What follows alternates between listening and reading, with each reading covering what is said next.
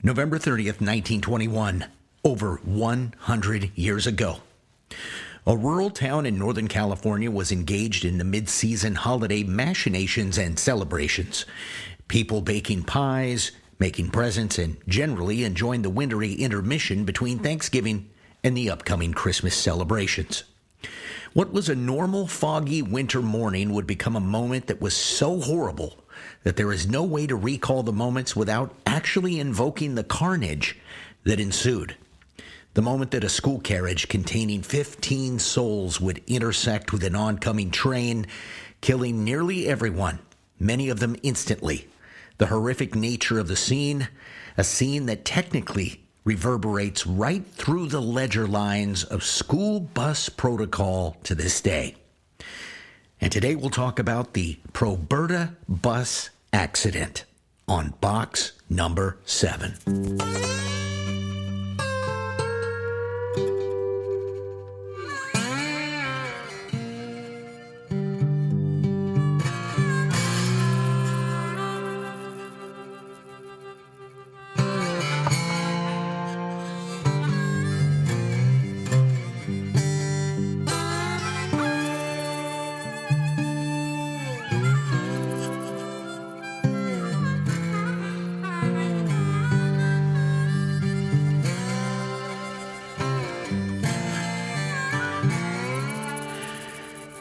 Victor Jerry was navigating the Southern Pacific Railroad engine number 15, headed southbound between Derryville and Red Bluff around 10:15 a.m. on the morning of November 30th. Operating with no orders to stop specifically in the town of Proberta, the train therefore maintained a 45-mile-an-hour clip headed to the next itinerant stopping place, Gerber. Up ahead, he saw a wooden bus cross the intersection, and as per procedural norms, he laid on his horn for the clarion call. The bus cleared the track, and all was well. Or at least it seemed to be. The bus that he saw was being driven by a one J.L. Fitzsimmons, set out on a last-minute reconnaissance trip to locate another bus, one being driven by 17-year-old Chad Bosworth. Bosworth was taking a load of 14 souls to a school event out of Derryville towards Red Bluff in what was labeled bus number 17. Mechanical delays and intermittent breakdowns caused him to phone the Red Bluff High School principal, Robert Hartzell, to let him know they would be delayed. Well, according to the paper, Hartzell was not present at the time of the call and was advised by the office secretary to make as much progress as possible and that the message would be conveyed when Principal Hartzell got to the office. When he ultimately did arrive, he immediately sent Fitzsimmons and a cohort, Roy Severns, out to find the missing bus, simply assuming a problem could still very well be afoot.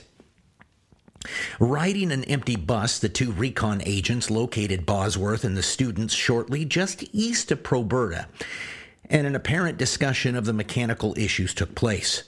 Fitzsimmons apparently offered to transfer all the kids to his bus to avoid their arrival being delayed by another unforeseen breakdown. Bosworth is stated to have declined the offer in the service of his own expedience. They turned around and headed back to home base. Bosworth's high school payload a few yards in tow behind Fitzsimmons. They were headed to State Route 90 to Red Bluff, taking San Benito Avenue to the railroad crossing. The offer to switch buses would be a haunting conversation very soon in terms of human recall. W.H. McKenzie was performing home repairs on a house near the railroad tracks when he saw the train emerging from the fog at high speed. Having a sense of the impactful force a train presents, he happened to look down toward the intersection, possibly alerted because Jerry's train whistle was already hailing the bus driven by Fitzsimmons. When he saw Bosworth and the kids heading toward the intersection with no sense of what was coming, Mackenzie screamed and gesticulated wildly, to no avail. Ultimately, in newsprint, he described a flash and a crashing noise. The images that would follow would never leave his mind. Two other witnesses, Ernest Crone and A.W. Chase, would also recall similar horrors. First response to the scene would present a gruesome portrait of 6 dead young people and 9 injured. Now, buses in 1921 were wooden, comparatively rickety, and a balsa wood spectacle in the fate of an oncoming train. Bodies were strewn, maimed, crushed, and dismembered. One body was beheaded, and a leg was found ripped from another one. Bodily tissues were seen to still be moving within the spectrum of human trauma. One girl was allegedly found with a large wooden splinter protruding from her skull, although unnamed. Driver Charles Bosworth and an unnamed female student were caught on the engine pilot and carried down track until the engine stopped. Bosworth alive with a fractured skull, the girl instantly killed. Every available doctor in Red Bluff was put on notice, and a rescue train was commissioned with the 9 survivors, and they arrived within the hour to Sisters Hospital in Red Bluff. This included Bosworth. The December 1st edition of the Chico Record records the following. E. Daniker, a Chico rice buyer en route from here to Red Bluff, came upon the scene of the accident a few moments after the train struck the bus and crashed its human freight into eternity. Quote, "It was the most tragic accident I have ever witnessed," he said. Said Daniker upon his return to Chico last night, "There was not a single human evidence that the splintered bus contained school children, and not until I walked down the track and saw an open algebra textbook containing the name of one of the victims did it dawn on me what had happened. The right-of-way was covered with blood and broken bodies for a distance of 450 feet. I walked up to the locomotive cowcatcher, and embedded in the opening was the flesh of children from which blood was dripping to the track in profusion."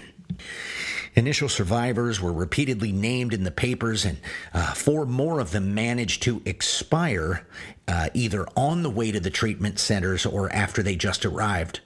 Besides Bosworth, Opal McNaughton, Marion Day, Ava Linderman, and Bernice Jack, whose brother Frank was already among the dead, were listed among the initial living. The accounts of who died and at what time are actually conflicting depending on which paper was reporting. The sheer overload of information and the emotional toll had to be daunting even for the local press. Bosworth would be the penultimate death, leaving 2 survivors, Opal McNaughton and Eva Lindemann. But Eva would die on December 1st, the same day as Bosworth.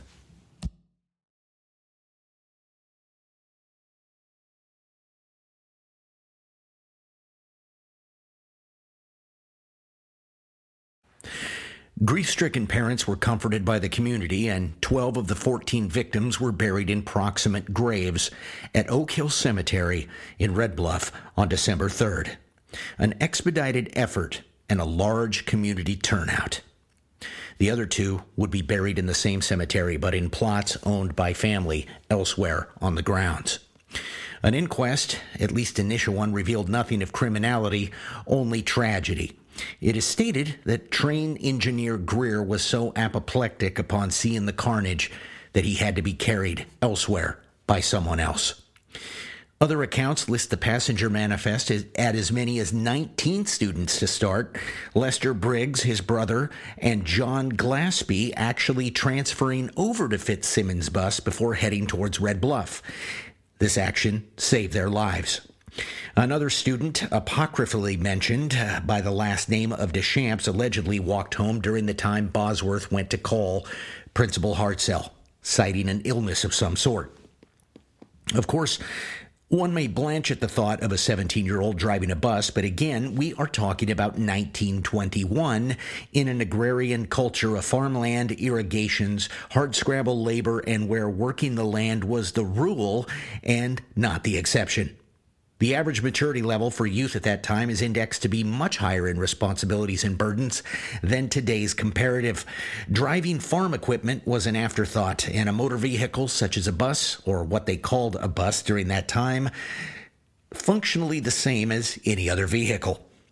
All witness accounts, including that of Fitzsimmons, indicate that Bosworth was driving with his headlights on, that all reasonable attempts to circumvent the occlusions of a Thule fog were in place.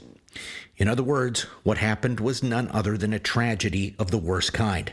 Possibly the result of youthful negligence, but nonetheless a tragedy whose cinematic portrayal would require a mature rating for carnage and horrific situational issues alone. Was it a case of distracted driving? The adolescent attentions to a girl in the front seat? Well, the December 2nd edition of the Sacramento Union states that there was a competitive dynamic between Fitzsimmons and Bosworth that may have led to a game of chase, or as much as you could with vehicles like that, as Fitzsimmons was stated to have run his bus over the tracks at an unhealthy speed, and Bosworth's inattention was based on the competitive nature of this kind of foolishness. But no one really knows. He certainly wasn't texting. We can say that for sure. To read the accounts and to read the descriptions provided in the 1921 papers is enough to make one take a hard step back. I have left out many graphic issues. Horrors like this were not common, at least in terms of sheer bloody magnitude. Something in this account just feels different than the workaday accident, and it certainly was. The odd thing is that over 100 years later, reading it makes it feel like it happened yesterday, and I can't explain why, and it could just very well be me. Telegrams poured in from high schools all over the state with expressions of solidarity and sorrow, to include even the San Francisco Board of Education. The incident reverberated like nothing else, and this tragedy rivals any school tragedy even known today, whether it be malevolent, accidental, or otherwise. And when the itemization begins, one no longer sees them as people that, if they were alive, would be nearly 120 years old today, but they're still teenagers, frozen in time. A fateful day in which the magical caprices of youth were violently interrupted. A cross-section of promise and dreams, ages 13 to 18. And I list them here. Harold Anderson, born May 24th, 1905, the son of Mr. and Mrs. Andre Anderson of Los Molinos, a sophomore in high school.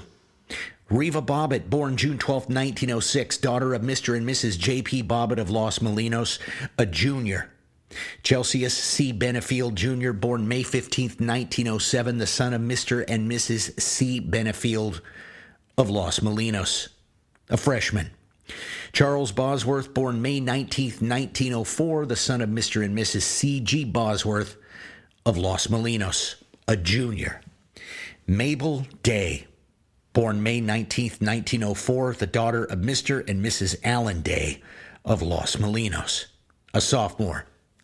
Marion Day, born October 15, 1907, the daughter of Mr. and Mrs. C.S. Day of Los Molinos, a freshman. Fraylin Focht, born September 17, 1903, the son of Mr. and Mrs. William Focht of Los Molinos, a senior. Bernice Jack, born October 25, 1906, daughter of Mr. and Mrs. Gilbert of Los Molinos, and her brother Frank Jack of the same parents and same town, born July 17, 1908. She was a junior, he was a freshman. Eva Lindemann, born February 10, 1906, daughter of Mr. and Mrs. Geo Litterman of Los Molinos, a sophomore. Willie Rickaloo, born March 6, 1907, son of Mr. and Mrs. J. Rickaloo of Los Molinos, also a freshman. Henry Smith, born September 20th, 1906, the son of Mr. and Mrs. Henry Smith of Los Molinos, a junior. Elsa Steerwalt, born February 9th, 1905, son of Mr. and Mrs. Theodore Steyerwalt of Los Molinos, a sophomore. And lastly, Fern White, born October 4th, 1906, the daughter of Mr. and Mrs. W.D. White, also of Los Molinos, a freshman. Every single family's parents hailing from the tiny little enclave of Los Molinos, a small little area that sits between Redding and Chico. It is said that this moment was one of the abrupt moments in life that actually contributed to the restrictive rules today between buses and railroad crossings. You know that irritating stop, the opening of the door, the closing, and the delayed ultimate crossover? The one that drives you, the driver, crazy every time you're sitting behind them and presumably late to wherever you're trying to get? Well, it's possible that those 15 names are the reason, or at least one of them. We may never know for sure, but the next time you cross over a nondescript set of seemingly harmless railroad tracks, tip your hat to the moment that changed a community forever, especially the community of Los Molinos and Red Bluff High School, whose entire youth demographic was decimated in an instant in the crashing forces of opposing objects at a nondescript railroad crossing itself in Proberta, California. A haunting echo of what was and never would be again. Out of those 15 names, the 14 that lost their life are forever young. And this is box number 7.